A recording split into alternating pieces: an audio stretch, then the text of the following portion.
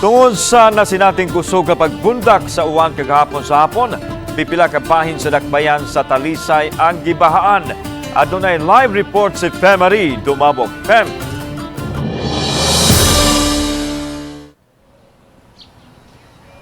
Yes, Lano, sa niini ang dapit sa Barangay Bulacau, Talisay City nga nakamugna og duha ka hugna nga pagbaha nga nakaapekto og upat ka sitio sa mga barangay gahapon. Bisan milapa sa tuhod sa mga bata ang baha, may taksi gihapong misungasong pag-agi sa dapit nga nakamugna og gamay pagbawod. Sa video nga nakuha sa pipila ka mga netizen, makita ang mga mulupyo ug mga trabahante nga na-stranded sa dapit. May mga motorsiklo usab nga mipugos pag-agi sa gibahaang dapit. May mga sakinan nga napagngan sa makina nga misangpot sa paghuot sa trapiko nga moabot sa 3 ka oras gahapon. Apektado usab ang mga commercial establishment sa dapit. Pipila sila mga butang nga basa. Sagad ng bahaan ang dapit apan matud sa kapitan sa barangay. Gipangitaan na kini og kasulbaran. Kuan man gud kay nang dapita mo mo na atong low-lying areas yun. So mura na sa catch basin nato diha sa atong tubig.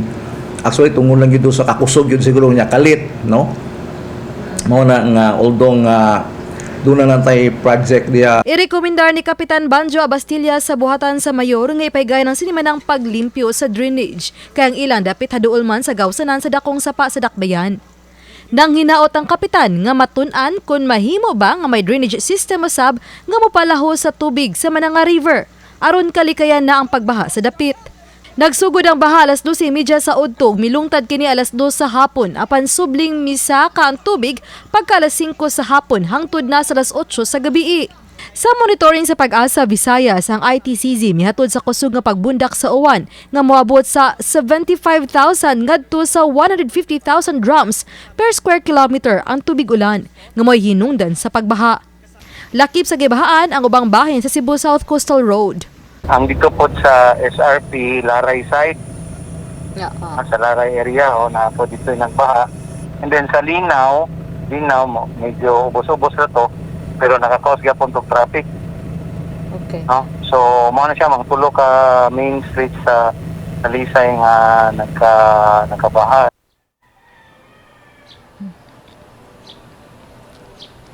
Awhag sa Talisay City Disaster Risk Reduction and Management Council sa mga mulupyo ug sa mga establishmento sa dapit nga gipangbahaan sa kanunay pagpanglimpyo sa ilang mga basura kay usa kini sa nakitang hinungdan sa pagbara sa gianan sa tubig nga niresulta sa pagbaha.